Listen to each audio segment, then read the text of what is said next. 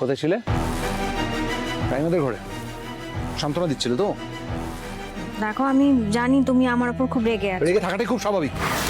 আমি তোমাকে হাত খরচের টাকাটা দিই কেন? সংসারের টুকিটাকি কাজের জন্য, ঝিলিকের হাত খরচার জন্য, তোমার যদি কিছু দরকার লাগে সংসারের কাজে সেই জন্য তুমি সেই টাকাটা বিলিয়ে বেড়াচ্ছ আর তুহিনের মতো অপদার্থকে দিচ্ছ। আমি কিন্তু তোমার টাকাটা তুহিনের মতো অপদার্থকে দেওয়ার জন্য দিই না। শোনো আলো, আমি তোমার কথা বলি, টাকাগুলো দিই তোমার দরকারের জন্য, অন্যদের বেলানোর জন্য নয়। আচ্ছা ঠিক আছে, ধরে নাও না যে ভাত খরচাটা দাও, সেখান থেকে কিছু টাকা আমি সরিয়েছি অন্য একটা কাজে। দেখো জামাই দাদা, তর্ক করো না। দোষ করেছো সে স্বীকার করতে পারছো না। আমার দোষটা কোথায় দেখছো সেটাই তো আমি বুঝতে পারছি না। একটা মানুষ বিপদে পড়ে আমার কাছে টাকা চেয়েছে, আমি তাকে টাকাটা দিয়েছি। এবার সে যদি অন্যায় কাজে সেটা ব্যবহার করে, সেই দোষটা আমার হলো? তুমি তো দেখলে সবার সামনে আমি জামাই দাদাকে শাসন করলাম, বকলাম। তো ওটাকে শাসন করা বলে না আলো, ওটাকে বলে শাসনের হাত থেকে বাঁচানো। আলো, আমি না তোমাকে আর টাকা দেবো না, হাতে দেবো, কিন্তু তুমি এসে আমায় বলবে তোমার টাকার দরকার কি, খাতে দরকার, কি জন্য দরকার, কাকে দেবে টাকা সেইটা বলবে, তারপর আমি টাকা দেবো। ইনফ্যাক্ট ঝিলিকের হাত খরচার জন্য যে টাকাটা আমি তোমায় দিই সেটাও আমি দেবো না, কারণ ঝিলিক তুমি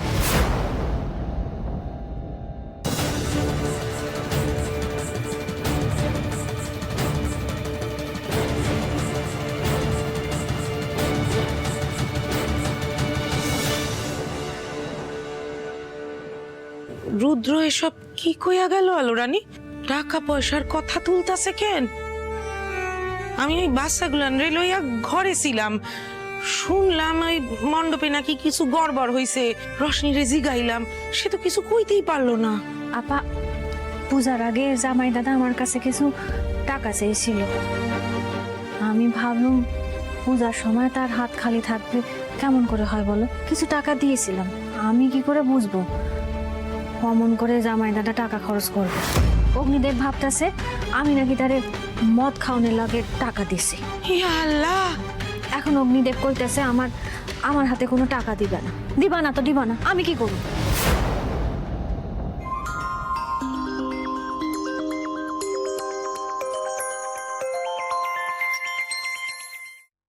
হ্যাঁ নিতাই কাকা, বলো। ও আলো মা, এটা কি হয়ে গেল বলো তো? রাখালরা যে এমন একটা কাণ্ড ঘটিয়ে বসবে হয়তো খুনা করেও বুঝতে পারিনি। রাখাল গোপাল ওদের পুলিশ বড় কেস দিয়েছে। তুমি কিছু করো, বড় সাহেবকে বলো। বিশ্বাস করো মা, রাখালরা কিন্তু বাচ্চাটার কোনো ক্ষতি করতো না, শুধুমাত্র ওই পবিত্র ছেলের জন্য টাকাটা চাইছিল। মা তুমি তো জানো যে ওরা দাগি আসামি নয়। মা তুমি দয়া করো মা। মা দেখো, ওদের কিন্তু যাবজ্জীবন হয়ে যাবে। আচ্ছা নিতাই কাকা, তুমি একটু শান্ত হও। আমি আজই বাবার সাথে কথা বলবো। হ্যাঁ, আজই বাবার সাথে কথা বলবো। কি হইল আলো রানী? বড় কর্তার লগে কি কথা কইবে তুমি? আপা, যেভাবে হোক ওই রাখালদা আর গোপালদাকে বাঁচাইতে হইব। হাত যেভাবেই হোক বাবার লগে কথা কইতেই হইব।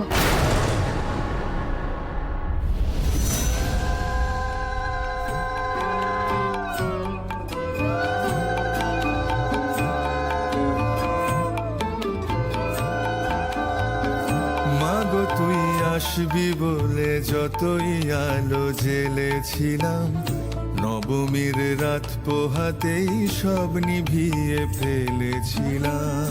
মাগো তুই আসবি বলে যতই আলো জ্বেলেছিলাম, নবমীর রাত পোহাতেই সব নিভিয়ে ফেলেছিলাম। কৈলাসে মা ফিরলি রে তুই সকল কথা ফেলে রেখে, মন ভরলো কোথায় মাগো তোর ওই মুখ দেখে দেখে।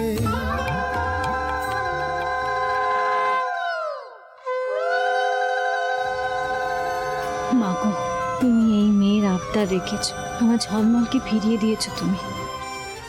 তোমার কাছে আর কি চাইবো? না চাইতে অনেক কিছু দিয়েছো তুমি। এই সামান্য পিঠে নিজের হাতে বানিয়েছি তোমার জন্য, তুমি গ্রহণ করো মা। খেয়ে দেখো তুমি, তোমার কেমন লাগলো।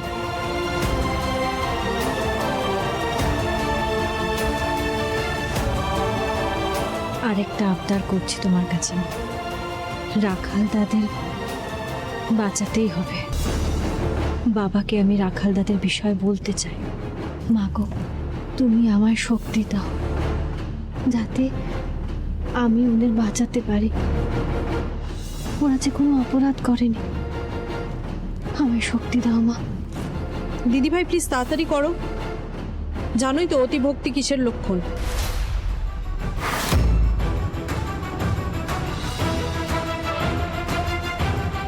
ছোট, গায়ে আঁচলটা দিয়ে দে। তোমাকে সেই ব্যাগটা দিতেই হবে না? মানে আমি বুঝতে পারি না আমার সঙ্গে তোমার সমস্যাটা কি। ছোটনাথ বউ, গায়ে কাপড় দিয়ে মাকে বরণ করতে হয়, গায়ে কাপড়টা দিয়ে নাও। হ্যাঁ বরং।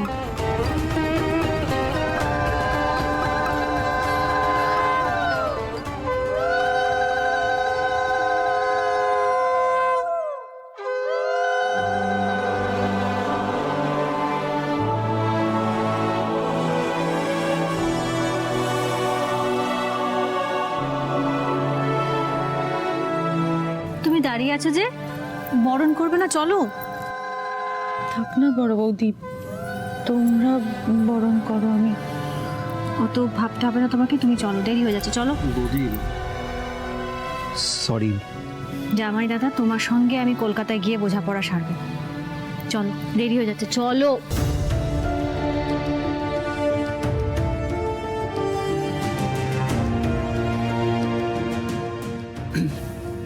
বড়দা, আমার অনেক বড় অন্যায় হয়ে গেছে, প্লিজ ক্ষমা করে দাও। ক্ষমা? সিরিয়াসলি?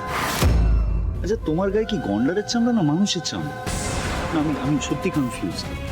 মানে এত কিছু হয়ে যাওয়ার পরে আবার তুমি এসছো এখানে ন্যাকামি করে ক্ষমা চাইতে? সাহস যদি থাকে, ওখানে বড় মার বাবা আছে, গিয়ে ক্ষমা চাও, যাও।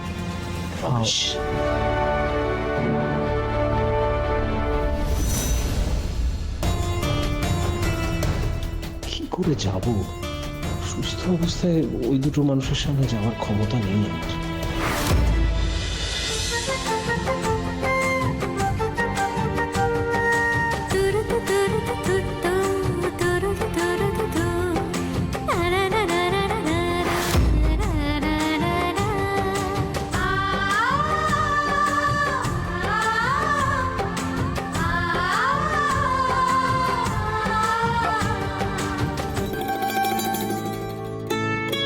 আমারটা ডিউ রইল, একবারে সিঁথিতে সিঁদুর পরাবো। রেডি থাকিস?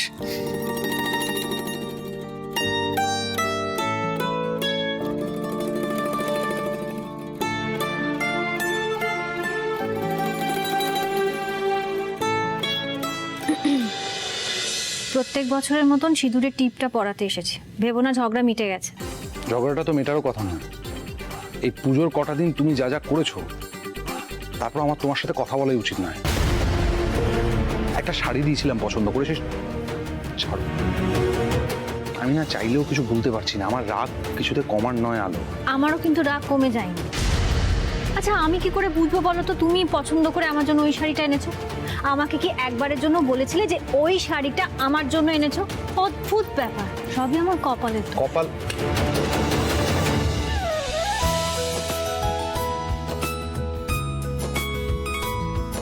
কপালের দোষ দিও না। তুমি আমার সাথে মিথ্যাচার করেছো। তুমি বললে যে শাড়িটা নাকি তুমি তুলে রেখে দিয়েছো। শুরুতে যদি তুমি আমাকে সত্যি কথাটা বলতে, তাহলে তো এই ভুল বোঝাবুঝিটা হতো না। না, উফ, দাদা বৌদির মধ্যে আবার কি নিয়ে লাগলো? আলো, এটা তোমার স্বভাব। তুমি যে কোনো ব্যাপার, যে কোনো প্রবলেম আমার থেকে লুকিয়ে, আমাকে অন্ধকারে রেখে তুমি সেটা নিজে সলভ করতে চেষ্টা করো। এতবার বলার পরও তুমি সেই একই জিনিস বারবার করে যাও। আচ্ছা ঠিক আছে, নিচু হও। কি হলো, একটু নিচু হও। আরে নিচু হও না।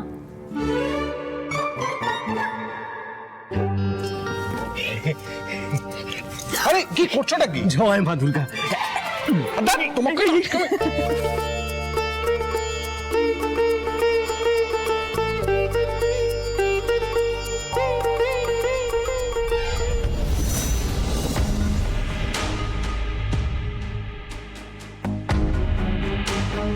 কি ব্যাপার, এখানে চুপ করে দাঁড়িয়ে আছো যে? বাবা, আপনার কাছে একটা অনুরোধ আছে। অনুরোধ? বাবা, ওই গোপালদা আর রাখালদা, এদের দুজনকে জামিনে ছাড়িয়ে আনতে হবে।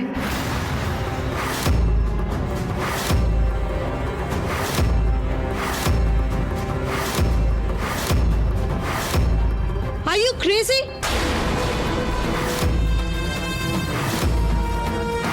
মাথাটা কি সম্পূর্ণ খারাপ হয়ে গেছে? মানে যারা আমার ছেলেকে কিডন্যাপ করেছিল তুমি তাদেরকে ছাড়াবার কথা বলছো? আলো আবার কি করে বসলো?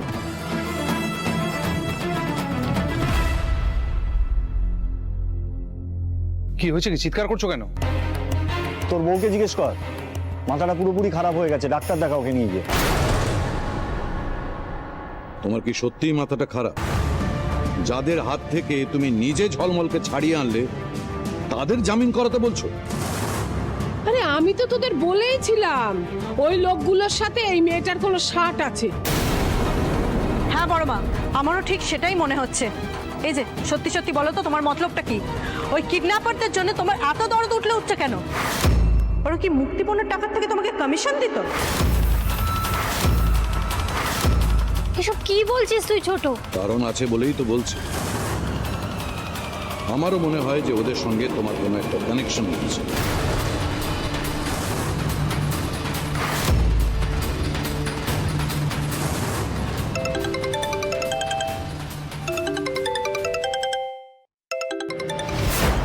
হ্যালো স্যার, শুভ বিজয়া। আর শুভ বিজয়া, তুমি তো সবটাই অশুভ করে তুলেছো। কেন স্যার? আচ্ছা রুদ্র, আজ তো সূর্যোদয়ের ফ্রন্ট পেজ জুড়ে আমাদের ব্যাংকের বিজ্ঞাপন আসার কথা ছিল, তার বদলে কি এসছে? একটা সাইকেল কোম্পানির অ্যাড। আচ্ছা আমাদের বিজ্ঞাপনটা কোথায় রুদ্র? তোমাকে তো বলা হয়েছিল যে তোমার বাবার সঙ্গে কথা বলে বিজয়া দশমীর দিন যেন আমাদের বিজ্ঞাপনটা বেরোয় এটা ম্যানেজ করতে। তুমি কি ওনার সাথে কোনো কথা বলোনি এ বিষয়ে? একদম মাথা থেকে বেরিয়ে গিয়েছিল। না স্যার, মানে আমি এখনো ঠিক দিস ইজ রিডিকিউলাস। তোমার ওপর কিন্তু ভরসা করি বলেই ভেবেছিলাম যে তুমি বিষয়টা ম্যানেজ করে নেবে, আর ঠিক সেই কারণেই আমরা কিন্তু বৈভব মিত্রর পেপারে কোনো রকম বিজ্ঞাপন দিলাম না। এখন বৈভব মিত্রকে বললে উনি কোনোভাবে আর রাজি হবেন? শোনো রুদ্র, তোমাকে বলে রাখছি যে বিজয়া দশমীর দিন আমরা মিস করলাম, কিন্তু লক্ষ্মী পুজোর দিন যেন আমাদের বিজ্ঞাপনটাই সূর্যোদয়ের ফ্রন্ট পেজ জুড়ে থাকে। এ বিষয়ে তুমি বাবার সঙ্গে কথা বলো, আজই কথা বলো। দেখো তোমার সঙ্গে তোমার বাবার কি রিলেশন আমি জানি না, তবে হ্যাঁ এটা বলতে পারি যে প্রয়োজন হলে তুমি তোমার ওয়াইফের হেল্প নাও। আমি আমার ওয়াইফের সাহায্য নেব? তোমার ওয়াইফ তো একজন সেলিব্রিটি। আলো সিংহ রায় যেভাবে তার সঙ্গে হওয়া অন্যায়ের কথা সাহসের সঙ্গে রিপোর্টারদের বলেছিলেন, তাতে কিন্তু তোমাদের পেপার সূর্যোদয় এবং উদয়ন সিংহ রায়ের প্রেস্টিজ অনেক বেড়েছে। আমি তো এও খবর পেয়েছি যে তোমাদের কাগজের বিক্রিও অনেক বেড়ে গেছে। আই হোপ কি তোমার বাবা নিশ্চয়ই তার বৌমার কথা অগ্রাহ্য করবেন না। লক্ষ্মী পুজোয় যদি আমাদের বিজ্ঞাপনটা না আসে তাহলে কিন্তু তোমার যে ইমিডিয়েট প্রমোশনের কথা হয়েছিল সে বিষয়ে কিন্তু আমি কোনো রকম ভাবেই কিছু কমিট করতে পারছি না। স্যার এটা আপনি কি বলছেন? তুমি জানো হেড অফিস তোমার উপর যথেষ্ট রেগে আছে। আমি আজকের দিনটা সামহাউ ম্যানেজ করে নিয়েছি, বাট ফিউচারে কিন্তু আমি আর সামলাবো না। আর তোমাকে আমি আগে থেকে ইনফর্ম করে রাখছি, লক্ষ্মী পুজোর দিন আমাদের বিজ্ঞাপনটা না বেরোলে কিন্তু তার এফেক্ট তোমার চাকরির ক্ষেত্রে আসবেই। আমার বিশ্বাস ঠাকুরের হাটটা বেবি চুরি করেছে। আমি যেটা বলছি সেটাই হবে। তোমার রান্না ভোগ আমার ঠাকুর খাবে না। তোমার বউ আমার সামনে আঁচল পেতে আমার ছেলের দায়িত্ব নিয়েছিল। আমার ছেলেটার সর্বনাশ করে দিয়ে কোথায় পালিয়েছে তোমার বউ? উত্তর দাও। দিদিভাই তো তুহিনদাকে এখানে আসার আগে টাকা দিয়েছে যাতে তুহিনদা এখানে এসে ফুর্তি করতে পারে।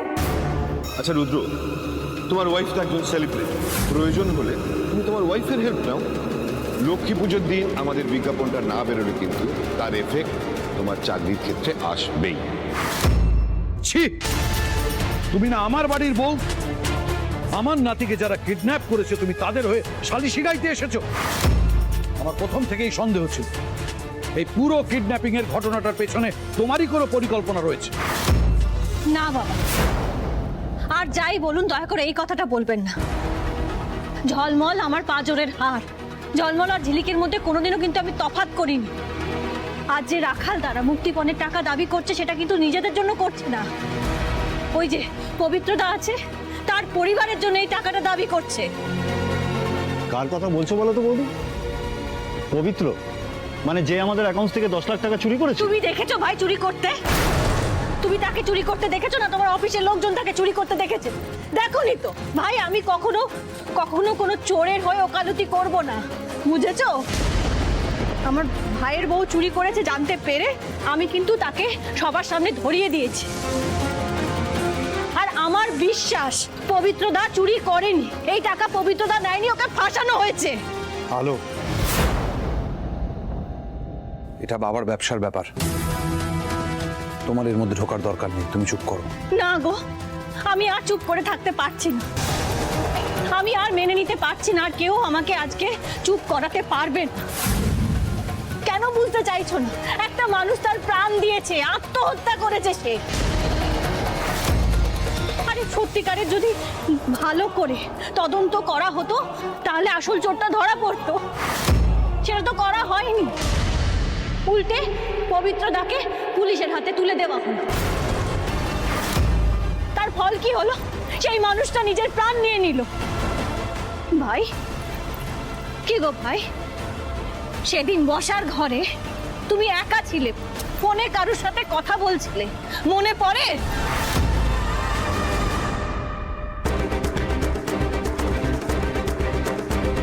তুমি আজকে রাত্রিবেলা ওর বাড়িতে মোটরটা ঢুকিয়ে দেবে, তারপর কিভাবে ডানা ছাড়তে হয় আমি দেখে নিচ্ছি। রাখলাম।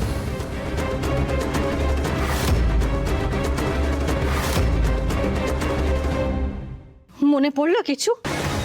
হ্যাঁ, মনে পড়লো? তারপর তো জানতেই পারলাম, ওই যেদিন আমরা গ্রামের বাড়ির জন্য রওনা দেব সেদিন তো জানতেই পারলাম যে পবিত্রদাকে চোর সাব্যস্ত করে পুলিশ ধরে নিয়ে গেছে। কি ভালো। আচ্ছা, তোমরা এখানে যারা রয়েছো তারা তো প্রত্যেকে আমার থেকে অনেক বেশি শিক্ষিত, তাই না? বলো না, তোমরাই বলো, কেউ যদি 10 লক্ষ টাকা চুরি করে থাকে সে কি এইখানে থাকবে না তার বউ বাচ্চাকে নিয়ে পালিয়ে যাবে? বলুন না বাবা, থাকবে এখানে? থাকবে না তো। কিন্তু পবিত্রটা কি করলো? তার দাবি যাতে মানা হয় তার জন্য আবার সে এই বাড়িতে ফিরে এলো। আর ভাই, যেদিন আমরা গ্রামের বাড়ি যাওয়ার জন্য রওনা দিচ্ছি সেদিন তো দেখলাম আমাদের দোরগোড়ার সামনে একজন মহিলা সাদা থান পরে দাঁড়িয়ে আছে। তখন তো জানতাম না সেটা পবিত্রদার বিধবা। পরে ফোনে জানলাম ওই গোপালদার কাছে যে পবিত্রদা আর নেই। পবিত্রতা এই চুরির দায় সহ্য না করতে পেরে সুইসাইড করেছে। বাচ্চাটাও কিরকম দাঁড়িয়েছিল। হ্যাঁ গো ভাই, তুমি এই মায়ের সামনে বুকে হাত দিয়ে বলো না,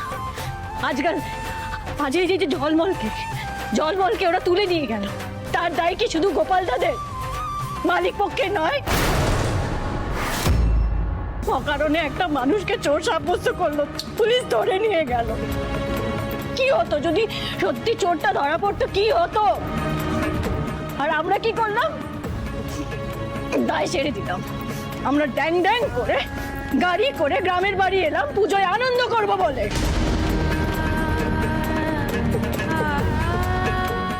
আজকের দিনে এসব কথা বন্ধ করো, তুমি চুপ করো এবার। না, আমি চুপ করব না, আমি চুপ করতে পারছি না। আজ তুমি আমাকে বাধ্য করতে পারবে না, আমি চুপ করব না।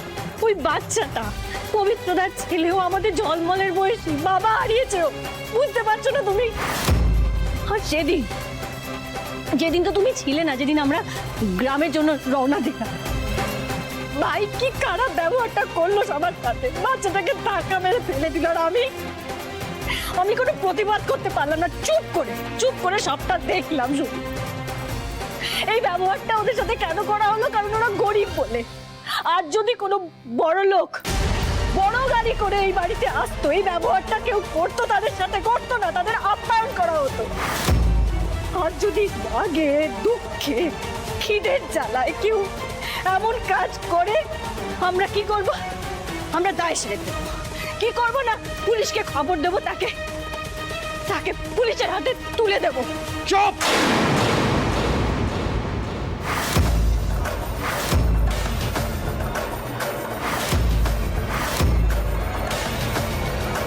একদম চুপ! যত বড় মুখ নয় তত বড় কথা। কি আছে কি তোমার? হ্যাঁ, কিছু নেই। তুমি আমার বাড়িতে থাকো, আমার পয়সায় খাও, পড়ো, তারপরেও তোমার এত বড় বড় গুলি আসে করতে। ঠিক বলেছেন বাবা, একদম ঠিক কথা বলেছেন। আমি আপনাদের ওপর নির্ভর করি, আপনাদের খাই, আপনাদের পড়ি, আপনাদের কাছে হাত পাচ্ছি। যদি সত্যি নিজের কাছে কিছু থাকতো তাহলে নিজের সর্বস্ব দিয়ে ওই পরিবারটাকে বাঁচানোর চেষ্টা করতাম।